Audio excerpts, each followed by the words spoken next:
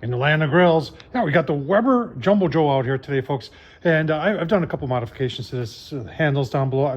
I've shown that to you before. But today we're going to be just doing a half a rack of ribs on here. You actually get a whole rack of ribs in here.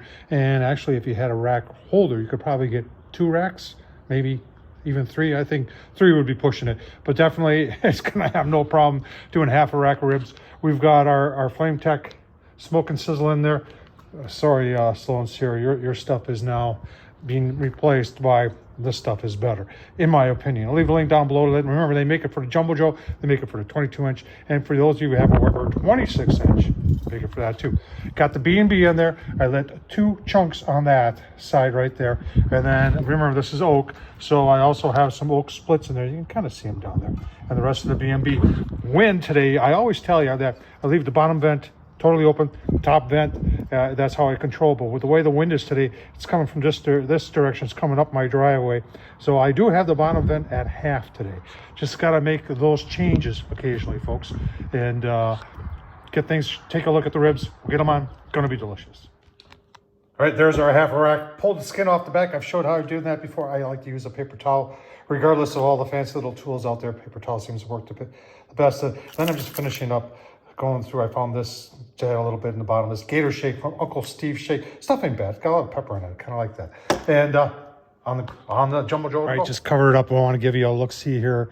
So you can see the final setup there is we got some water in the tray, the ribs on there, sprayed them with a little water. Remember, nothing fancy here. Smoke likes to stick to cold, damp meat. So that's what my buddy Ken from Heavy Metal Barbecue always says. And he's got a great channel too. Check him out. But anyway, I'm gonna leave this covered just like this for about an hour and a half or so, closer to 2 hours. Then we'll give you a look-see. All right, folks, about 2 hours. I did open up the vents to about 3/4 now.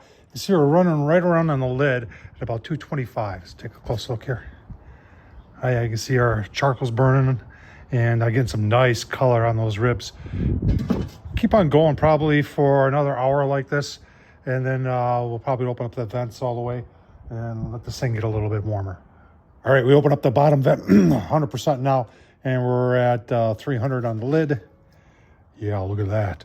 Oh man, that's looking really, really good.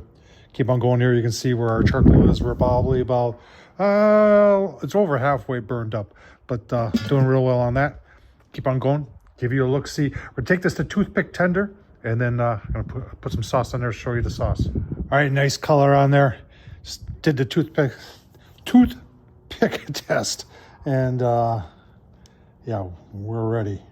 A little resistance, that's what I want. I don't want these to be mushy. And then for the sauce, Booze Hog, raspberry chipotle, folks. I tell you what, it is, it's one of my favorites, it really is. There's a lot of sauces that I like, some that are cheap, some that are expensive. This one's right in the middle of the road there. In fact, you can pick that up at Walmart. And we'll just let this set, put the cover back on, let it set. It's still reading about 300, and give you a look at the final product. Well, there it is. Look at that smoke ring on there. And you can see how nice and juicy it is. That's some good looking pork right there, folks. Take a taste test. All right, I had to stop and take a picture of that. Oh yeah, a bite. Yeah, nice. Absolutely delicious on the Weber Jumbo Joe, folks. You use that Slow and Sizzle. Did a great job. Tom Horsman YouTube does a pretty decent job too. Thumbs up, leave a comment.